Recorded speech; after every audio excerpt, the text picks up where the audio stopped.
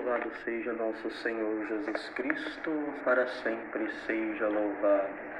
Irmão, minha irmã, como é bom chegar mais uma vez até você para meditarmos a palavra de Deus para este final de semana, 28º domingo do tempo comum.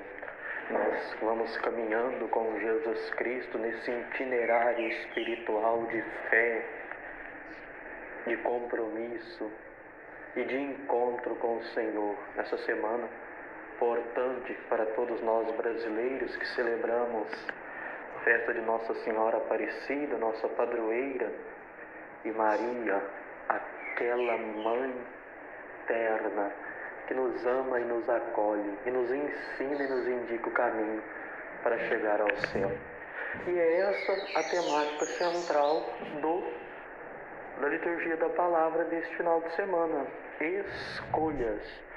Nossa vida muitas vezes é marcada por ter que tomar uma decisão, ter que fazer uma escolha. Todos nós precisamos escolher.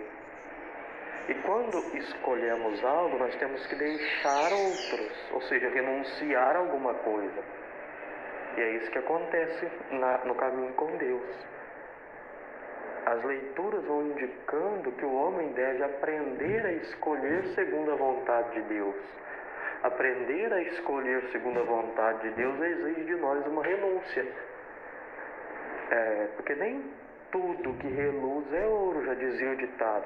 E às vezes o mundo nos faz entrar em algumas escolhas que não são boas, que não nos leva à verdadeira vida, que não nos garante a salvação.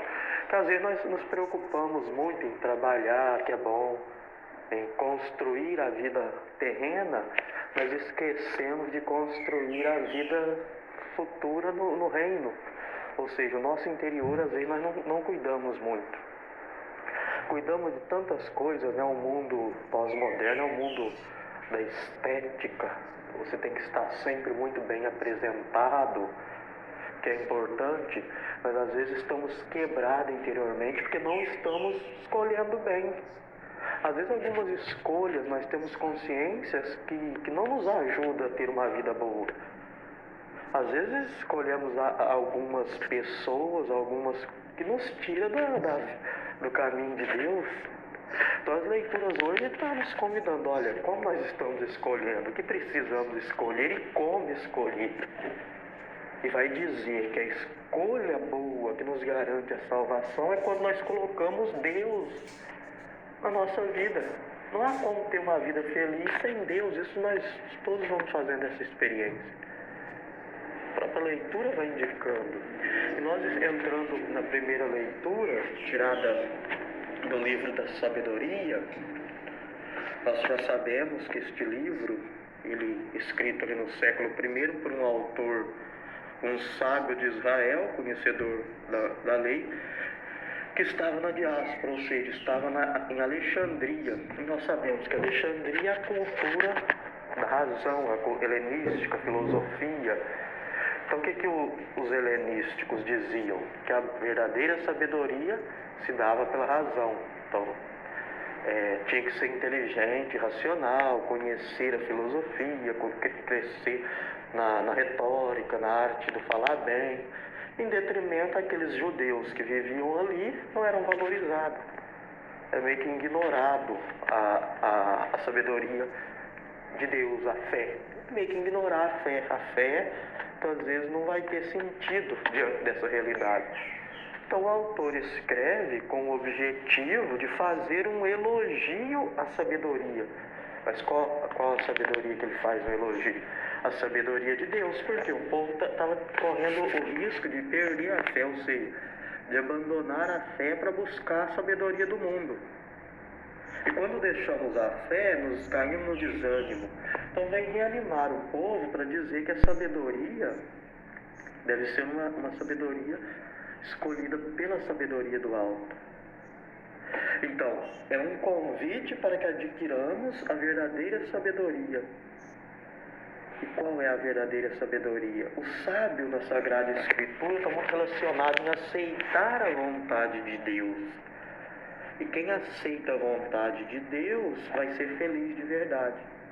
Então, aqui apresenta Salomão como protótipo do sábio, aquele que escolheu. Por quê? O que ele pede? Ele pede a Deus um coração sábio. Dai-me um coração sábio, capaz de julgar o vosso povo e discernir entre o bem e o mal. E esse pedido agradou a Deus. Porque muitas vezes, o que nós pedimos para Deus nas nossas orações? Às vezes pedimos emprego, moradia, riquezas, porque às vezes nós só olhamos o externo. E é importante, nós precisamos dessas coisas para viver. É aquilo que nós falávamos no início, mas não só ficar apegado a isso. Ter a capacidade de olhar os valores eternos. Então, o verdadeiro sábio é aquele que não se prende somente nas coisas terrenas, mas tem um olhar para a vida futura, tem um olhar para o céu, tem um olhar para a vida eterna. E não fica amarrado, não fica apegado nessas coisas mundanas. Então, aprendamos a escolher, como o rei Salomão, que pede um coração sábio. Dai-nos, Senhor, um coração sábio, atentos à sua vontade, que seja disponível e aberto a colher o caminho do reino. Porque todos nós, meus irmãos e irmãs, temos sedes e desejo de felicidade. E nós devemos desde já buscar essa felicidade. E essa busca às vezes pode ser ilusória quando não colocamos Deus. Sobretudo hoje, como esses judeus que viviam na cultura, diante da cultura grega, o mundo também hoje vem dizer que não é importante ter fé. Que não adianta ter fé, que não adianta participar de comunidade, que cada um pode viver a sua felicidade de maneira individual. Então vai nos tirando e nós às vezes vamos entrando nas nossas casas, nas nossas famílias, nas nossas vidas, vamos perdendo esse valor de buscar o sagrado, de buscar Deus, de buscar o eterno. E vamos correndo para ter sempre as melhores coisas, vamos vivendo num mundo totalmente de disputa. Então o sábio, o verdadeiro sábio, não é aquele que tem mais, não é aquele que possui mais. O verdadeiro sábio é aquele que tem a capacidade de fazer escolhas que levam à felicidade eterna. O verdadeiro sábio é aquele que não abandona Deus. É aquele que coloca Deus na sua vida, aquele que coloca Deus no centro de sua história. E depois, saltando ao Evangelho, nós encontramos o jovem rico, a passagem do jovem rico, que São Marcos apresenta. E esse jovem faz uma pergunta, e que é a nossa pergunta: o que devo fazer para ganhar a vida eterna? Todos nós temos o desejo da salvação. Todos nós temos sede de vida. Só que às vezes não conseguimos buscá-la de modo correto, como o jovem. O jovem, ele era um judeu convicto. Ele sabia que o Antigo Testamento dizia, para ser feliz, verdadeiro, para possuir a vida eterna, basta cumprir os mandamentos. A lei, cumprir a lei. Jesus aí vai fazer, olha, você está certo, você não está errado. Você conhece as leis, cumpre os mandamentos, mas alguma coisa te falta ainda. Vende tudo que tens, ou seja, tira o seu centro dos bens materiais e coloca o centro em Deus. Às vezes nós também somos pessoas boas, certinhas, ou participamos da missa do domingo, estamos presentes na família, trabalhamos, estamos envolvidos nas pastorais, rezamos, mas nos falta coragem de decidir por Cristo de verdade, de tirar tudo aquilo a riqueza que representa tudo aquilo que nos impede de fazer um verdadeiro caminho de discípulo. Então hoje o ensinamento no Evangelho não é possível ser discípulo se eu tenho um coração atrelado, apegado aos bens materiais. Por isso o jovem ficou triste. Poxa, eu sou bom, mas eu não consigo ir além de cumprir as leis. Eu não consigo sair de mim. Eu não consigo desapegar. O que hoje tem nos afastado do segmento? Então, o convite hoje é escolher decididamente por Jesus Cristo e dele querer aprender. O jovem se entristeceu porque tinha muitas coisas apegadas no seu coração que não conseguia deixar Jesus Cristo no centro. Meu coração no discípulo deve ser inteiramente disponível a Jesus Cristo e inteiramente disponível para o amor. E quem ama não se apega a nada, quem ama não se amarra, quem ama tem um coração livre.